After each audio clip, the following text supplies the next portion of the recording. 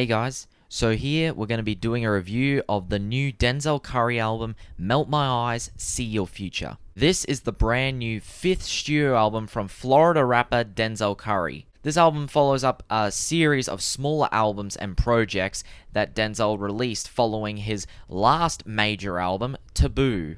An album that featured some of Denzel's best songwriting, Denzel's best performances, and his most conceptual album to date, as well as still keeping true to his more pure, hardcore sound that he had originated on some of his earlier stuff, and especially on Imperial. He followed that up with albums like Zoo, which was a short album consisting of bangers and an ode to his hometown. You had Unlocked with Kenny Beats, which was a very short but fun project. And then we had Unlocked 1.5, which was another collab with Kenny Beats, but consisted of more features. So basically, Zoo here acted like the transitional album for Denzel's upcoming next album. Now, it's not really clearly listed within Denzel's discography, but there have been a few times where he has released a shorter project that's a lead up to something even bigger. He did the same with the 13 EP, which was a lead up to Taboo, and then he did the same with Zoo, which is a lead up to this new album right here, Melt My Eyes, See Your Future. And is this album even bigger and better and blow away Zoo? Well, let's talk about it. So Melt My Eyes, See Your Future, like Taboo, is another conceptual album by Denzel, and just like almost all of his other albums, is a new exploration to a new sound.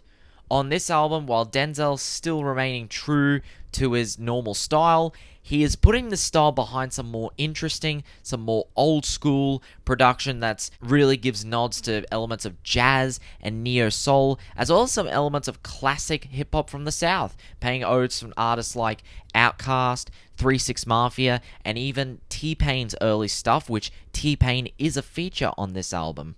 And with the lyrical concept here, he's going for an album that's both personal as well as introspective and outrospective, as basically this album is Denzel's most personal and most confrontational and confessional album to date. If you don't believe me, just listen to the opening track, Melt Session Number 1 with Robert Glasper, which Robert Glasper provides a really beautifully piano-driven instrumental mixed with some cymbal and snare drums, as well as some female vocal samples. But Denzel's lyrics here are some of his most personal to date, as he talks about stuff relating his upbringing, his depression, and how this spawned with him being very open about admitting his misogyny and mistreatment of women and using them as objects, which is some of the stuff that resulted in the fame and fortune that he had acquired in doing some stuff that he now acknowledges as being bad things, the way he was mistreating these women, and then correlating that to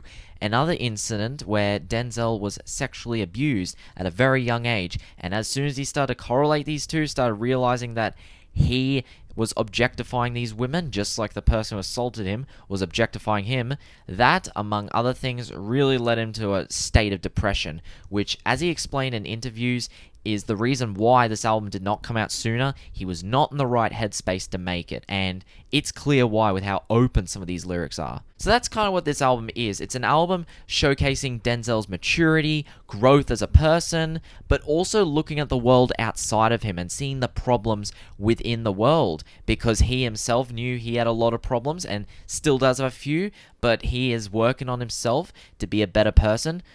So in order for him to be viewing the problems in the world outside of him, he cannot do that properly until he views the problems with him and addresses them. And that's what he's doing on a lot of the lyrics on this album, while still talking about a lot of the issues that go on outside the world involving racism, prejudice, violence, COVID-19, stuff like that. Because the following track, Walkin, which was a single, which I loved as a single, I still can't get enough of it, and even in the album's context, it's even better. This song touches more upon the world outside of Denzel referencing things in his personal life while discussing some of the troubles in the world outside of him. So with the track being titled Walkin and the style of the music video, which gives off a very anime, Japanese, samurai kind of aesthetic, which is kind of the aesthetic provided with the way this album runs, but it's mostly about Denzel, his future, seeing his future as he grows and matures more, while also seeing some of the stuff that goes on in the world. And that's where the melt my eyes metaphor comes from, which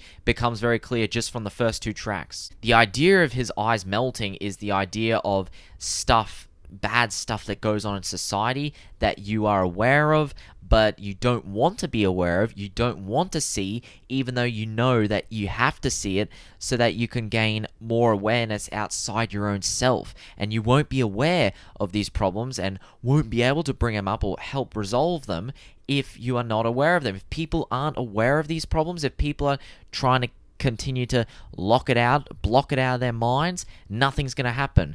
But in the process, it could possibly melt your eyes.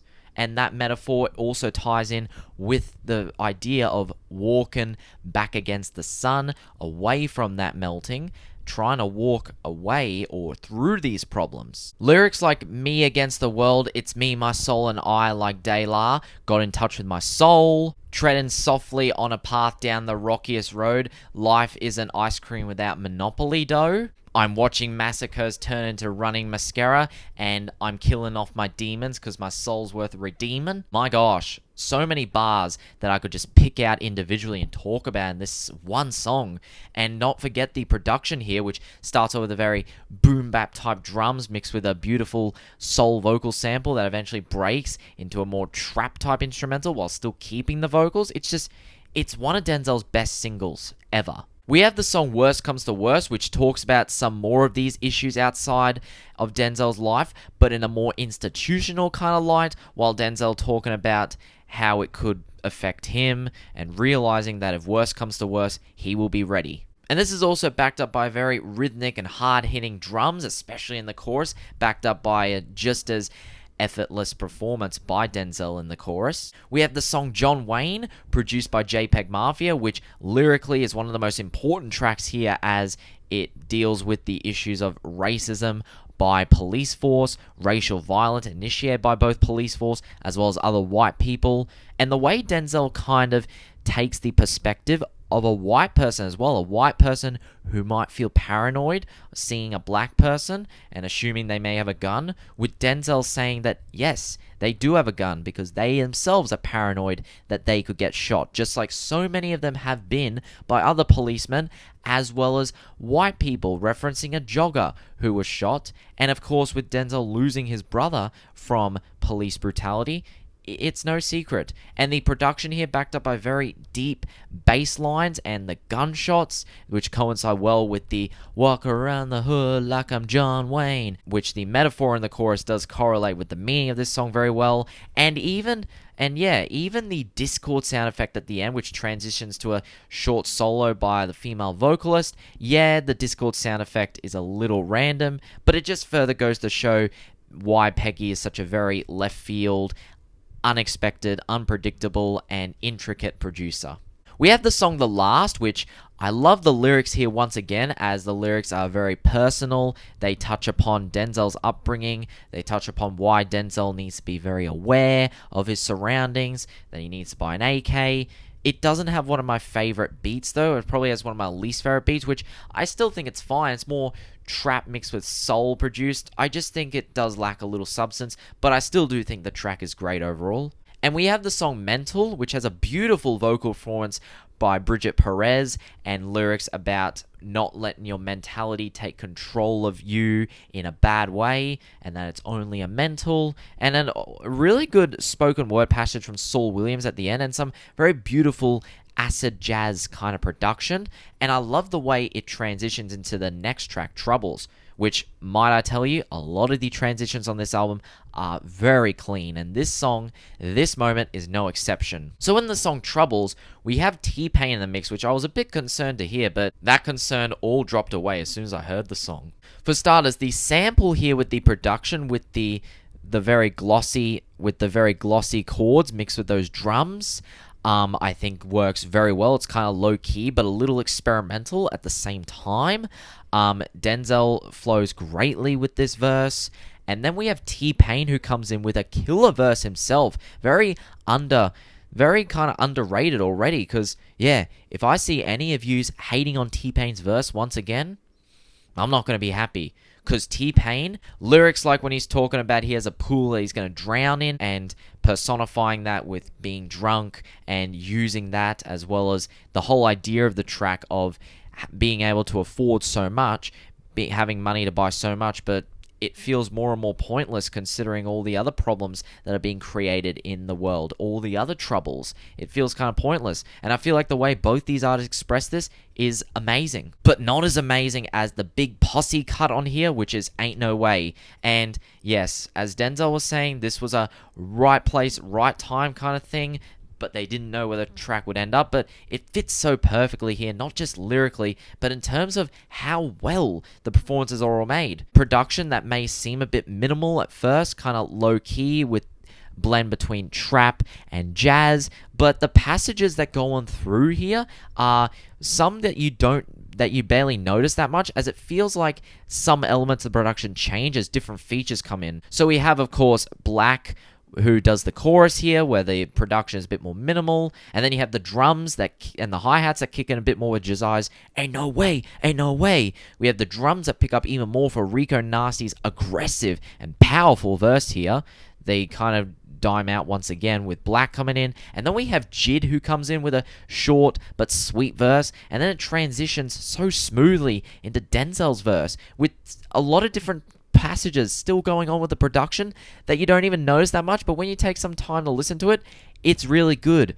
But it's hard to, because the performances on this track are so darn good, especially Denzel's verse, and especially that "Run the Jewels, I kill a mic on any LP" line, I still can't get enough of, and I definitely see why Denzel mentioned this as his favorite bar on the album. We have the song X-Wing, which is one of the more personal cuts on here, and Denzel going for a more mumble rap approach, something that probably would have been going on a few years ago with the chorus delivery as he kind of switches up the tone a bit, but it works really well, especially with this beautiful, slow, string-driven instrumental that works really well, and I love the Star Wars references in this track as well.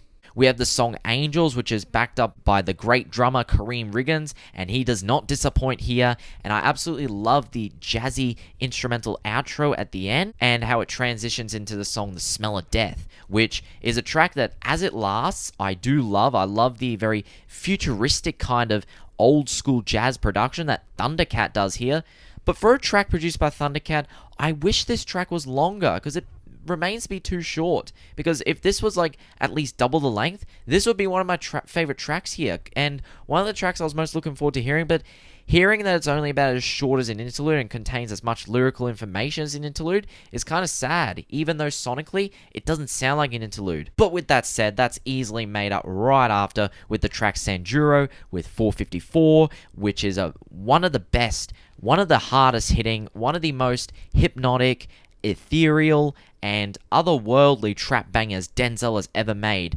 You have the simple trap style hi-hats mixed with the kind of grumbling, drony sample in the background, the gunshots, as well as those occasional industrial guitar riffs that pick up, especially on 454's verse, which I had heard of this person before this album, but had not heard as much of his material. But after listening to this, man, I need to check out more of his stuff, because he does a killer verse here.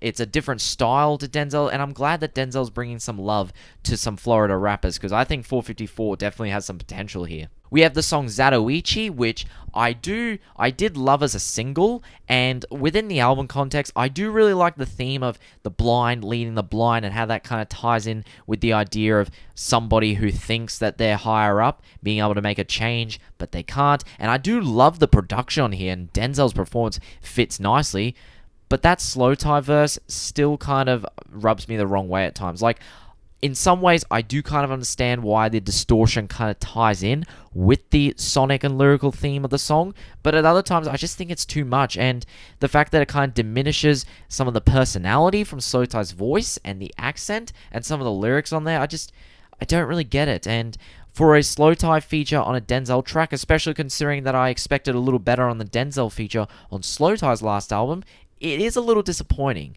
And the 30-second, and it seems like the track takes a bit to pick up, as there's 30-second instrumental in the intro and a 30-second instrumental on the outro that makes it kind of drag just a tiny bit. But thankfully, that's all completely made up by a killer closing with the Ills, which ties up the themes of the album well, and also has some great production there. But yeah, man, overall, I know a lot of you guys were waiting for me to review this, but yes, this album was definitely worth the wait.